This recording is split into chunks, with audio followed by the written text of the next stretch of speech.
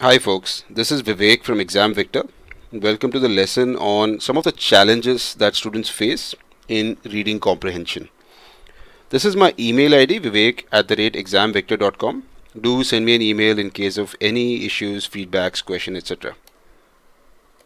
So in this lesson I'd like to just list out some of the challenges and explain them. We will deal with each challenge and how to address it in the following lessons.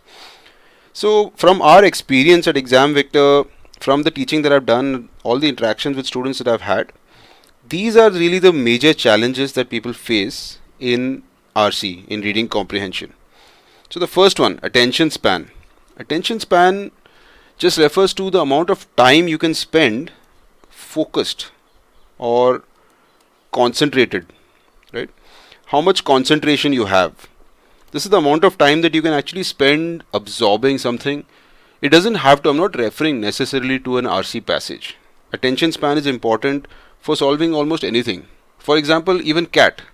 CLAT this year in 2015, it's supposed to be a 3-hour exam, right? Broken up into 3 sections of 1 hour each. That means you need to have an attention span at least of 1 hour between sections, right? For each section, you need to have a focused attention span of at least 1 hour. Now, in today's age of smartphones and tablets and internet, most people have an attention span of a few minutes, and that is the reality. So, attention span is a big problem. You need it for RC, you need it for everything in general, but RC specifically. Another thing that's a big issue is the lack of a reading habit. This reading habit word gets thrown around a lot. What does this mean, really? Reading habit is just the comfort level with actual reading, just the comfort. So if a person has been reading fiction for pleasure or is used to reading novels, then you can say that the person has a reading habit. If you know any of your friends who actually read a book before going to sleep each night, that means they have a reading habit. This again is on the decline because of again electronic devices and their consumption. TV started it, and now smartphones are pretty much putting the nails in the coffin. But it is something that you will need to cultivate. It's for RC specifically, and for most of the verbal section, having a reading habit helps a lot.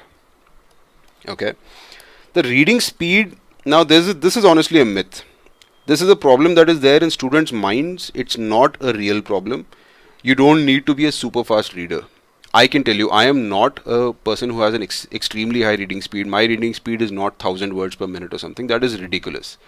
If you are at an average reading speed level of, if you have to pick a number, then maybe around 200 words per minute, then you're okay, really. Beyond that, it really doesn't add anything, because the issue, this is not the core issue.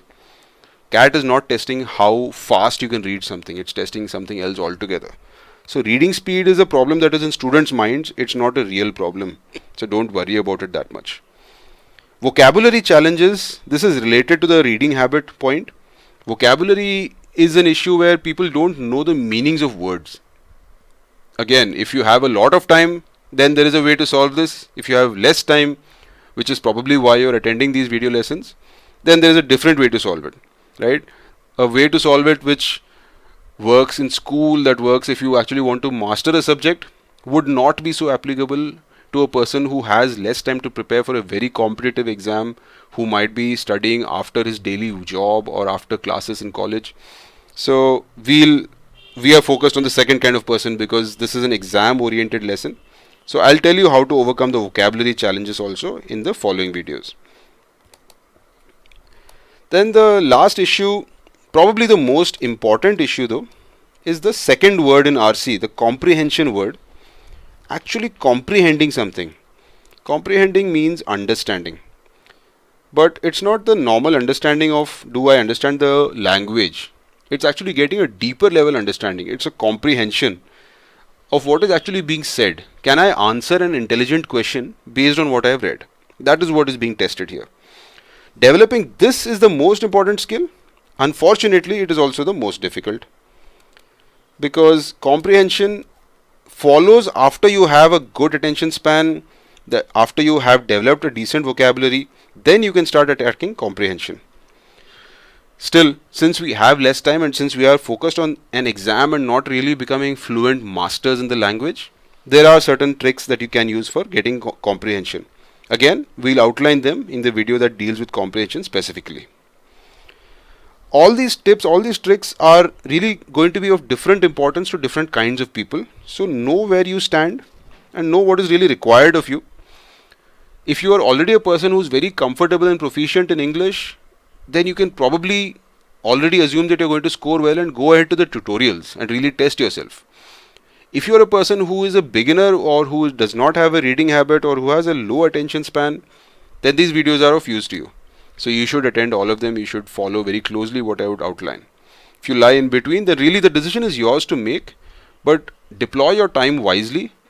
It is only 1/3 of the entire paper. So if you know that you're already good in English, then really spend more time practicing. And if you know that you need a lot of help, then of course that's what we're here for. Alright, this is Vivek from ExamVictor. Thanks for watching.